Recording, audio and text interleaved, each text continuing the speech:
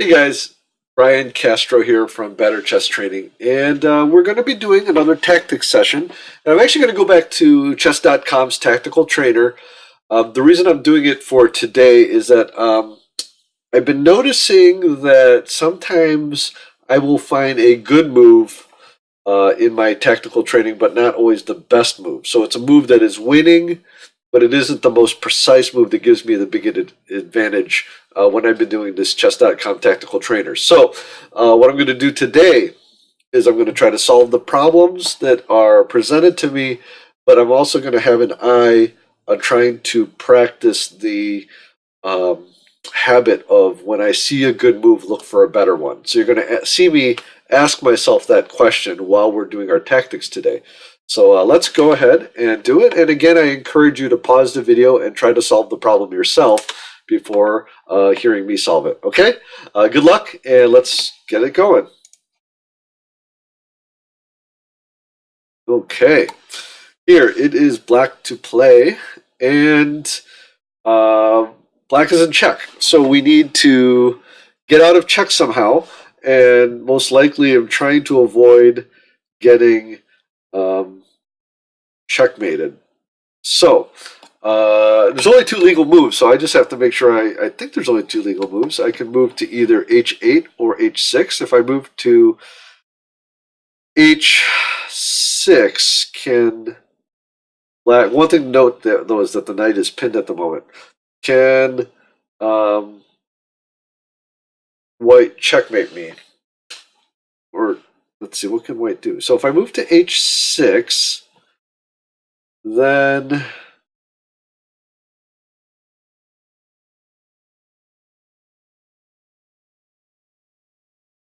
what?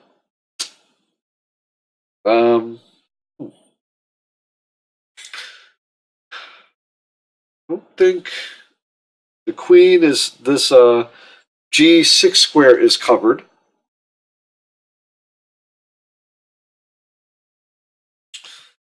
As is the well, yeah. So I'm thinking it's h6 because after king to g8, or I'm sorry, king to h8, white can play queen to h5 check. Um,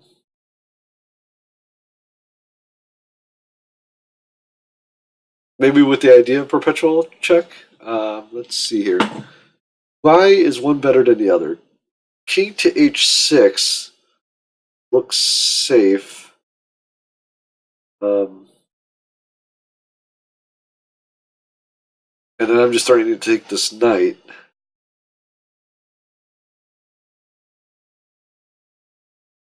Well, queen to h8 allows queen to h5 check. But is that a big deal? The position's about even. Let's just...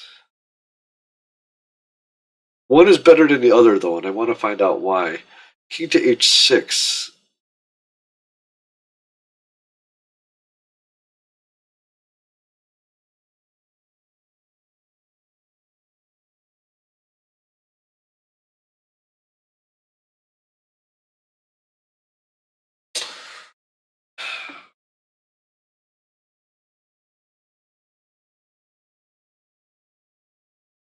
I think it's king to h6, because king to h8, queen to h5 check.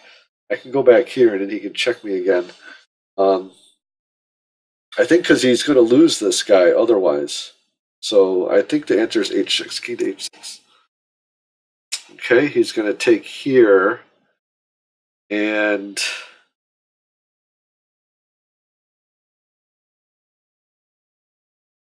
okay, and then I take here, he takes, and then I pin. I think that's the answer. So here, and then pin, and then take with the knight, because if I take with the pawn, then he's going to promote. Okay, fairly straightforward problem. I had to see further there, and it was just choosing between two options. Okay.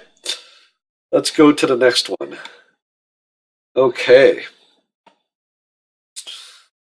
Well, we've got this hanging knight, and I've got a hanging knight.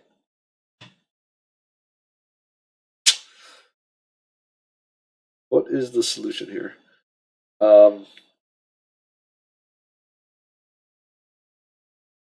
Well, if I take his knight, he cannot take my knight because then I could play rook to h8 check. So I think I could just take that. Let me just see if there's something better, though.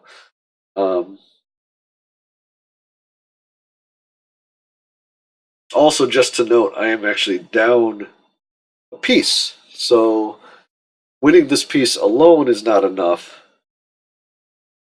Will get me back to equality. But I do have some threats here against the king, and he does not have any immediate threats against me. So I think I can just take this knight. But let's look to make sure here. Is there any mates on the king that I'm missing? Look at here, queen to f4 check. But then the knight can drop back. Oh. Then I can just...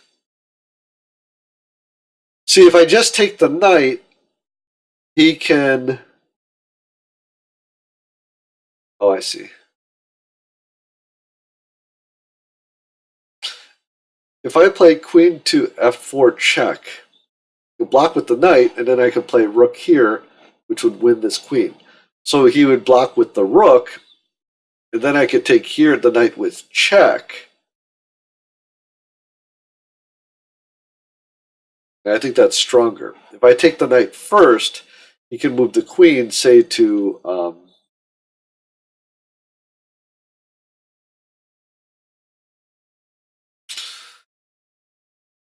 he can move the queen out of the way, I think.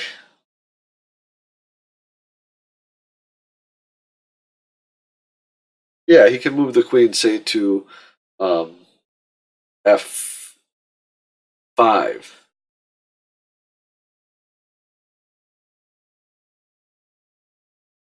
But if I play queen to f4 check, can you play queen to f5? Because then if I take here with the queen, then he can play queen takes f3 check. So that's a little bit of a problem. So it might just be better just take back with the Oh, you know what? That is good because if I take first with the rook, he cannot play queen to f5 because I can play rook to f6 check, forking the queen and king. So I think taking the knight is best. Let's try it. Okay. Plays his rook over here, and I think I can just take it. Because the idea was he's trying to avoid this trying to avoid here. So now I have to make sure I'm making the best move here. I could just take this rook. But does this check offer me anything more? I don't think so. I think I'm just going to take the rook. Okay. Got it right. So 2 in a row. Let's try again. I'm not doing these super fast, but that's okay. We want to make sure. Right now I'm trying to practice the skill of looking for a better move. Okay. Okay. This particular position, my knight is hanging, but so is his rook. Before I could take his rook right away. That's one option, but is there anything better?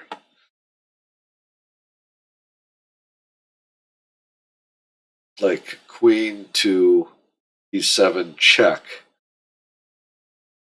Then does he just block? I think that might be the case.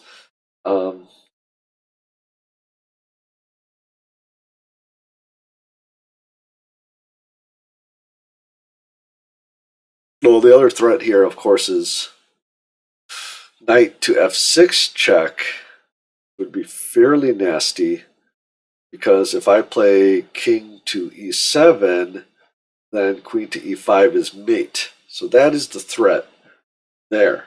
So maybe I do have to play this check first to give my king a place to go, and then take his rook.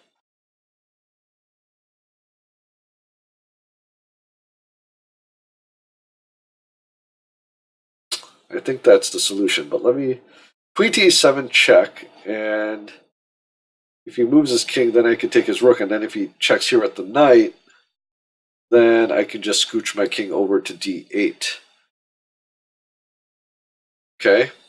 And because if I take the knight first, then knight to f6 check, king to e7 is forced, queen to e5 is mate. So I think the queen check is first. Wait, before I do that, let me just make sure there is nothing better. Because the other option I see is something like bishop to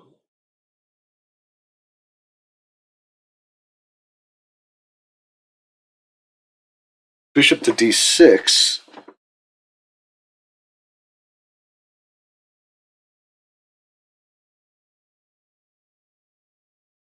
Does that do anything more in terms of winning material?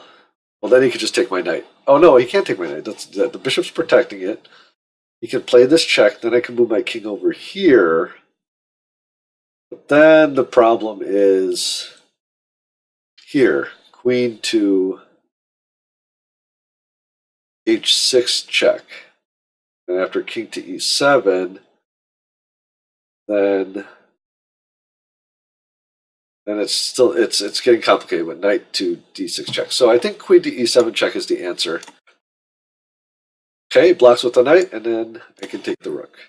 Okay, so we were right on that one as well. So good. Let's keep going. Okay, a couple more here. Okay, well, this looks like, is it mate in one? Is it mate in one here? Covering this square. I think it's just mate in one, so I'm just going to go ahead and play this. Okay, that was a quick one. Okay, you know what? Just as an aside, that mating pattern is something that I've seen. I've mentioned on Chessable, I've been doing 1001 chess exercises for beginners, and it really hits at the pattern recognition of all different types of tactics, and that's why that popped out. This is the result of doing that practice, is that this pattern here just popped out as real quick.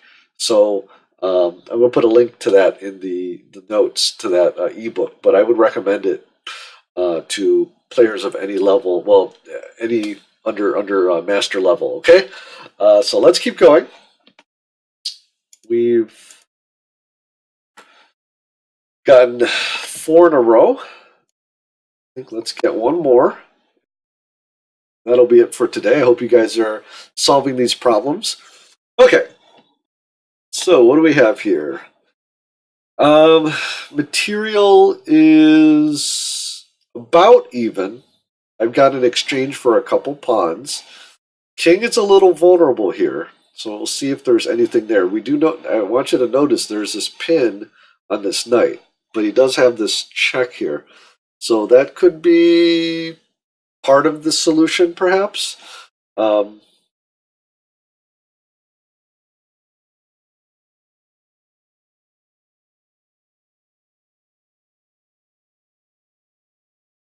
What if I just attack this knight?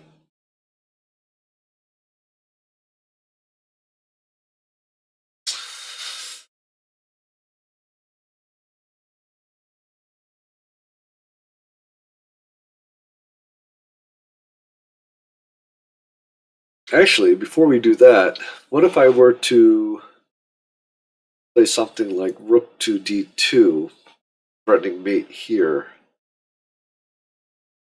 Well, then maybe you could just play something like that. Let's see here. See, the reason why is that g6, something like rook to g3, and I move my queen, and then this is pinned. So that's a little bit of an issue. But this pin is kind of what I'm looking at the moment. So what about taking this pawn right here, attacking this rook? he can still play this rook to g3. Well, now he can't play rook to g3 because then I could just take his knight. So that's a possibility. Here's my idea: rook to, or bishop takes. What if I hit here first? Rook to d1 check, king to h2, and then bishop takes e4.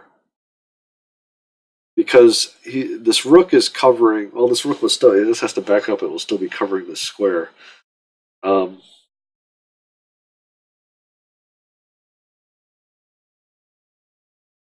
I'm seeing bishop to e4 as one of my initial moves. This knight is covered, by the way, so this knight can't check my king without getting taken by the queen.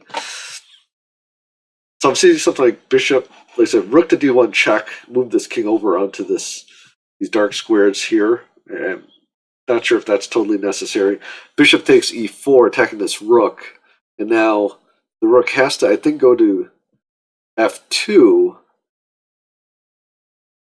Does that give me anything?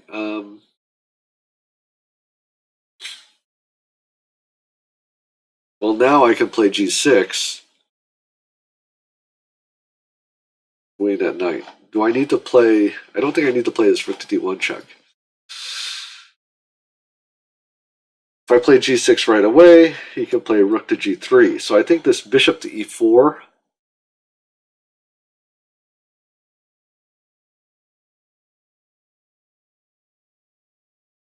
And then if rook to g3, I can just take the knight. Bishop takes e4, I think, is the first move. Then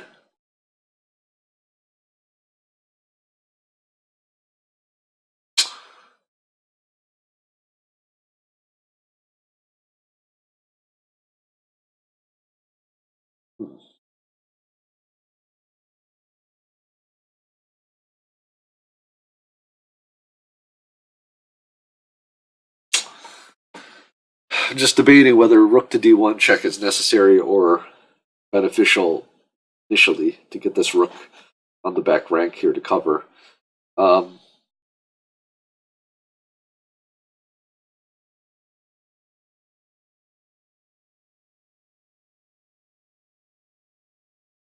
Maybe not yet. I think bishop to e4 is the first move. Okay, let's try bishop takes e4.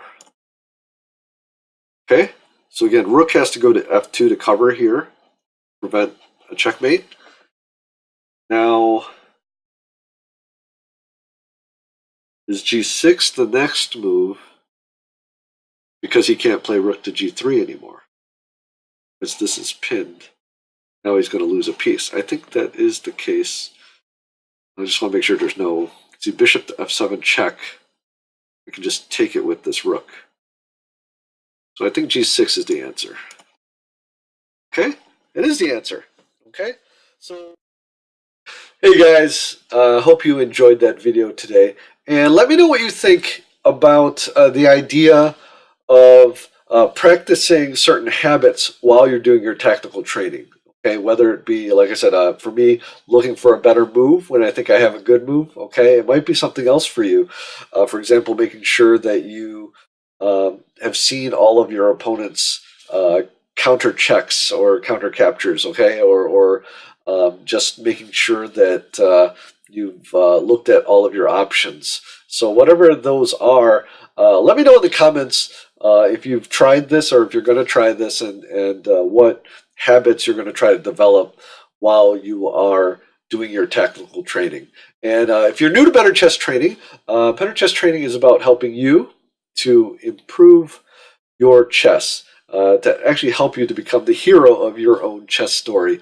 And if that's something that appeals to you, consider subscribing, and it would be my honor to join you on your chess journey. So have a great day, and good luck with your chess.